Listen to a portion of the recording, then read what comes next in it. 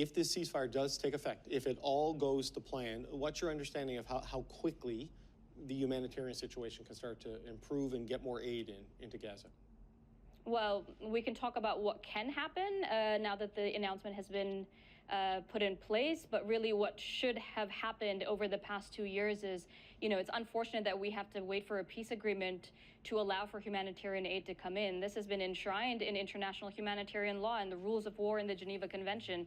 Humanitarian aid should have never been a consequence in this 2-year-long war. So I think there's a reality check and a humility that we need to have as we take in this news.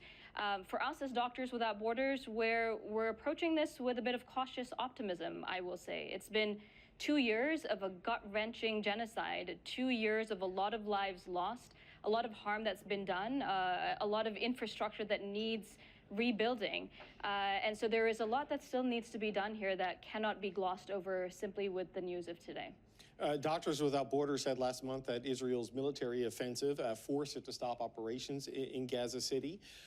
There was still some fighting today leading up to the votes and other measures. If it does halt for good, or at least on a ceasefire, I mean, how quickly could Doctors Without Borders get back in there, do you think? We're hoping for the best. I mean, these are conversations that we have at a level with government officials as well, but this is us really reinforcing what we have been for the past 2 years. We need to be in Gaza City. We need to be in there today. And let's talk about the reasons why we left. We left because we could hear airstrikes dangerously close to the facilities where we work. We were not able to operate with the level of risk that we were expected to take under those circumstances. So while we are not in Gaza City today, we are still operating in other surrounding areas, and the needs continue to remain immense. So how quickly do we need to get back into Gaza? As soon as possible. So the wires are reporting, we're getting from wire reports that the Israeli government has approved the Gaza plan for release of all hostages. This is coming from Prime Minister Netanyahu's office.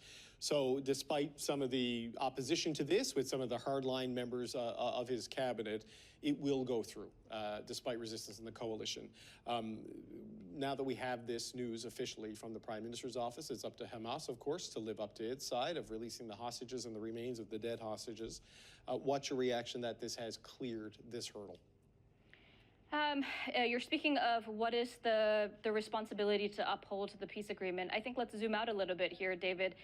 There's been a responsibility on world leaders, including on Canada, to uphold principles of international humanitarian law, and that simply doesn't go away with the flick of a switch of an announcement of a peace agreement. Look, we're talking about what we're seeing on the ground has been, we've done about 80,000 surgeries in the past 2 years, surgical interventions. We've delivered about 16,000 babies. We've had 80,000 or more mental health consultations. The real task ahead of us is how do you do right by the Palestinian people who've lived through this? This is, of course, a moment of relief on all sides of this conflict. No one should have had to go through this.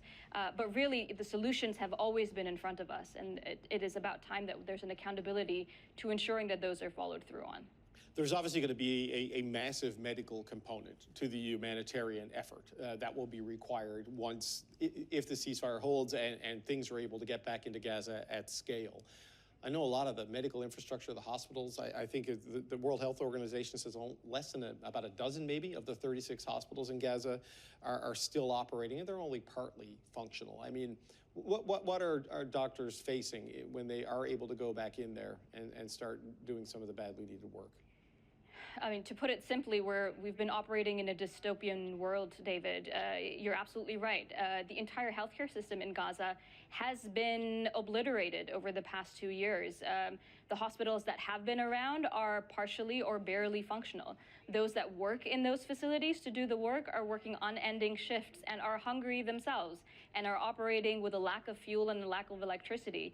Our Canadian colleagues who have just returned from Gaza tell me about having to operate with their sweat dripping on the operating theater because there's no electricity or no fuel, having to donate their own blood because of a lack of supplies there, and us essentially trying to keep our equipment sterile and and functioning in these dire circumstances. We've had to innovate quite a bit.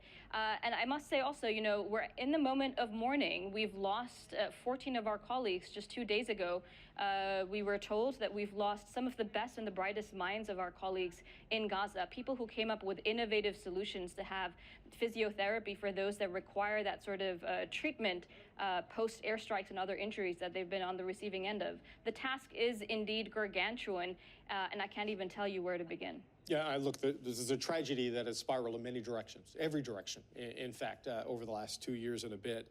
But, now some hope, right? And it's going to require countries to step up and provide the supports and the resources that aid agencies and medical agencies are going to need to make an awful situation better.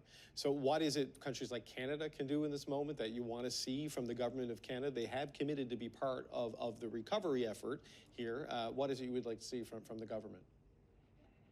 We should not be looking away. I mean, the Canadian public, there's been a groundswell already that we've seen across streets around the world and here in Canada as well. A lot of people telling us that, look, humanity does not end on the confines of a veto. It does not end on what your foreign policy looks like. I think there's a lot that has been an awakening call to governments from people themselves. And that's what Canada needs to uphold. Canada has been a real player on the global stage in being a real champion for upholding international norms and conventions that we've seen being actively undermined in the last 2 years. So it's time for Canada to continue to uphold this, to continue to champion, not look away from Gaza. Really, this is the time for accountability. This is the time to do right by the Palestinian people. Sonia Beg, Executive Director of Doctors Without Borders Canada. Appreciate your time today. Thank you for being here. Thank you.